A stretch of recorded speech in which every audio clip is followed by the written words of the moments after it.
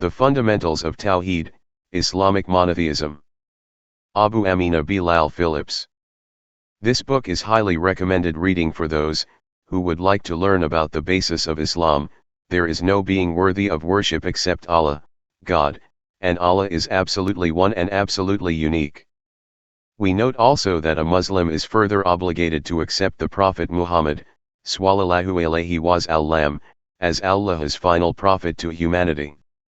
Number 1. Chapter on the categories of Tawheed.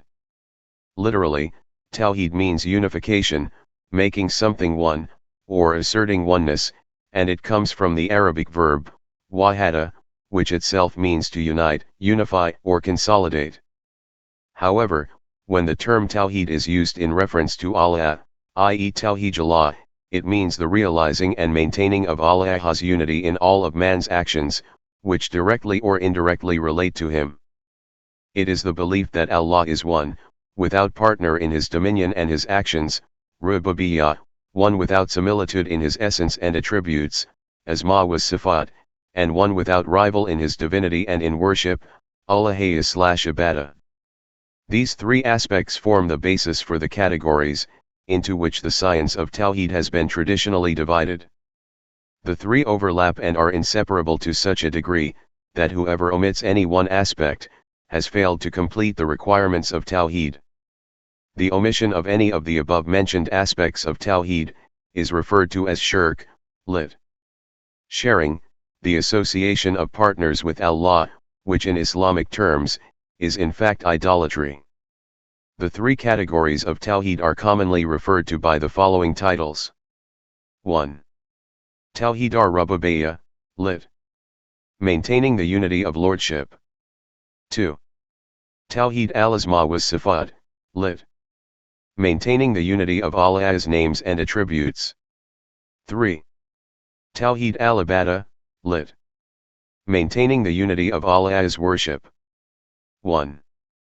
Tawheed ar-Ruboobeeyah, maintaining the unity of lordship. This category is based on the fundamental concept, that Allah alone caused all things to exist. When there was nothing, He sustains and maintains creation without any need from it or for it, and He is the sole Lord of the universe and its inhabitants, without any real challenge to His sovereignty. In Arabic, the word used to describe this creator-sustainer quality, is Ruboobeeyah, which is derived from the root, Rab, Lord. According to this category, since God is the only real power in existence, it is He, who gave all things the power to move and to change. Nothing happens in creation except what He allows to happen. In recognition of this reality, Prophet Muhammad, sallallahu alayhi wa sallam, used to often repeat the exclamatory phrase, La hawla wa la quwwata illa billah, there is no movement nor power except by Allah's will. The basis for the Ruboobeeyah concept, can be found in many Quranic verses. For example, Allah says, Allah created all things and He is the agent on which all things depend.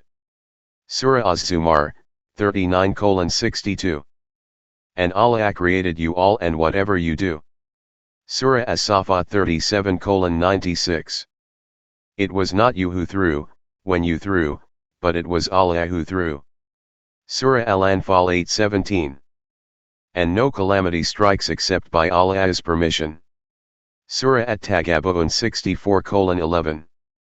The Prophet, sallallahu alayhi wa sallam, further elaborated on this concept saying, be aware that if the whole of mankind, gathered together in order to do something to help you, they would only be able to do something for you, which Allah had already written for you.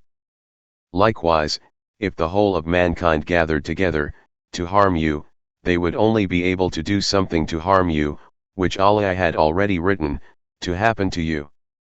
Reported by Ibn Abbas, and collected by At-Tirmidhi. See An-Nabawi's 40 Hadith. Thus, what man conceives as good fortune, and misfortune, are merely events predestined by Allah as part of the tests of this life. The incidents follow patterns set only by Allah. Allah has said in the Quran, O believers! Surely there is in your wives and children an enemy for you, so beware of them. Surah At-Taghabun 64:14. That is, within the good things of this life, there are severe tests of one's faith in God. Likewise, in the terrible events of life, there lies test as is mentioned in the verse. Surely we will test you with fear, hunger, loss of wealth and life and the fruits of your work, so give glad tidings to those who are patient.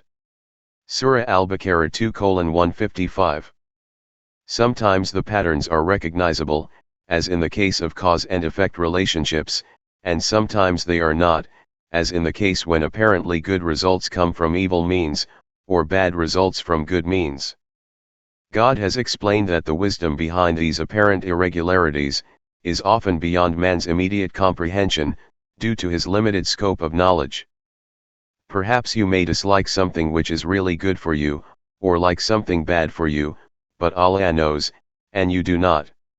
Surah Al-Baqarah 2:216. Apparently evil events, in human lives, sometimes turn out to be for the best, and apparently good things, which people desire, turn out to be harmful. Consequently, man's realm of influence in the course of events, which make up his life, is limited to the mental choice, between options presented to him, and not the actual results of his choice. In other words, man proposes and God disposes.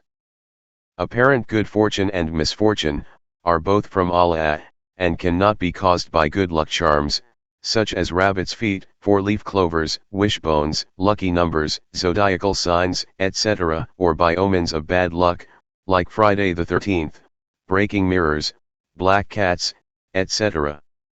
In fact, the belief in charms and omens is a manifestation of the grave sin of shirk, association, in this form of Tawheed. Uqba, one of the companions of the Prophet, sallallahu alayhi wa sallam, reported that once a group of men approached Allah's Messenger, sallallahu alayhi wa sallam, to give their allegiance to him, and he accepted the oath from 9 of them, but refused to accept it from one. When they asked him why he refused their companion's oath, he replied, "Verily, he is wearing an amulet. Amulet is a charm, worn and believed to bring good fortune, or avert evil." The man who was wearing the amulet put his hand in his cloak, pulled the amulet off and broke it, then made the oath. The Prophet, sallallahu alayhi wa sallam, then said, "Whoever wears an amulet has committed shirk." Ahmad.